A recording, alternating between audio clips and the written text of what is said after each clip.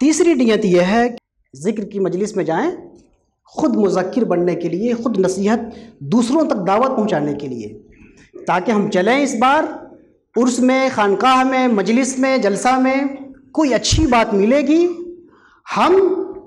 بے وقوف نہیں ہیں کوئی جو اچھی چیز کو ہم راستے میں ضائع کر کے آئیں گے، نہیں، اس سے خود فائدہ اٹھائیں گے۔ جو بھی اچھی چیز ملے گی ہم اس سے پہلے خود فائدہ اٹھائیں گے۔ اچھی چیز ملی ہے، ہیرا جوہر ملا ہے، ہم اس کو ضائع کریں گے، ہم اس سے فائدہ اٹھائیں گے، اپنی زندگی میں ڈالیں گے۔ اور اس کے بعد ایسا نہیں ہے کہ ہم جو صرف عقل مند ہیں، عقل مند ہونے کے ساتھ ہم سخی ہیں، سخاوت کریں گے، اپنے دوسرے بھائیوں تک اس اچھی بات کو پہنچائیں گے۔ جو کچھ ہمیں نئی بات ملے گی، جو کچھ نئی بات ملے گی، ہم اس پر عمل کریں گے، اس سے نصیحت پکڑیں گے، اس پر عمل کریں گے اور دوسروں تک پہنچائیں گے۔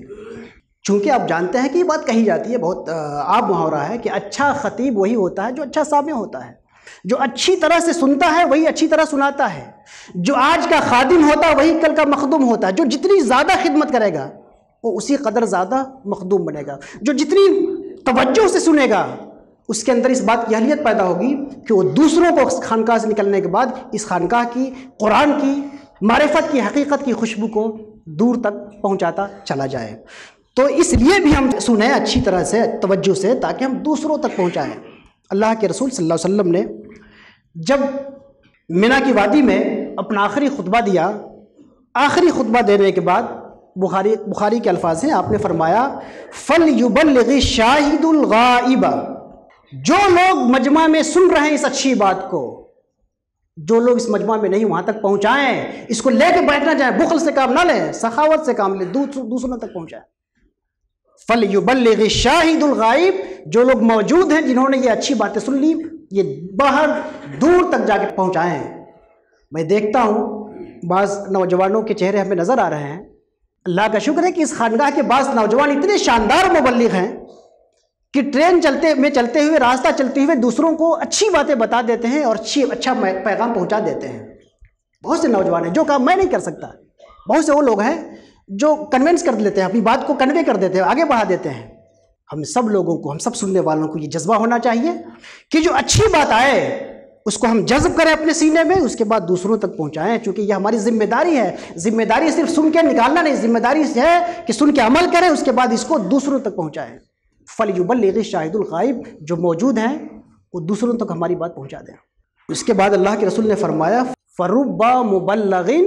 أَوْ آمٍ سَامِعٍ، اللہ کے رسول نے فرمایا کہ تم دوسروں تک اس لیے پہنچاؤ گے کہ تم مبلغ ہو جاؤ گے اور وہ سننے والا ہوگا، لیکن بسا اوقات ایسا ہوگا کہ تم سے بڑا مبلغ ہو جائے گا جس تک تم سناؤ گے، پہنچاؤ گے۔ تم کو تو لگے گا کہ ہم خانقاہ سے میاں حضور کی بات سن کے آ رہے ہیں، ہم دوسروں تک پہنچا رہے ہیں، لیکن نہیں، کبھی کبھی ایسا ہوگا کہ وہ تمہاری بات جب سنے گا وہ تم سے زیادہ اچھی طرح سے اس بات کو آگے بڑھائے گا، اس کی حکمتوں کو سمجھے گا، معنویت کو سمجھے گا، اور اس پھل سے، اس زیور سے جتنا تم نے فائدہ اٹھایا ہے اس سے کہیں زیادہ فائدہ اٹھائے۔ فَرُبَّ مُبَلَّغٍ أَوْ آمٍ سَامِعٍ، ہماری بات کو پہنچا دو، کیونکہ پہنچانے والے جتنے آگے پہنچاتے چلے جائیں گے، ہو سکتا ہے کہ آگے اور بڑا فقیر مل جائے، آگے اور بڑا فقیر مل جائے، آگے اور بڑا فقیر مل جائے۔ تو یہ تقریر کرنے کی 3 نیتیں ہیں کہ ہم تذکیر اور نصیحت پکڑنے کے لیے تقریر سنیں، واعظ سنیں، اتباع کرنے کے لیے واعظ و نصیحت سنیں، اور دوسروں تک بلغوا عنی ولو آیۃ، اللہ کے رسول نے فرمایا کہ ایک بات بھی تم کو اچھی معلوم ہو اس کو دوسروں تک پہنچا دو، تو اس لیے ہم سنیں تاکہ ہم دوسروں تک پہنچائیں۔ یہ 3 نیتیں ہم لوگوں کو یاد رکھنی چاہیے۔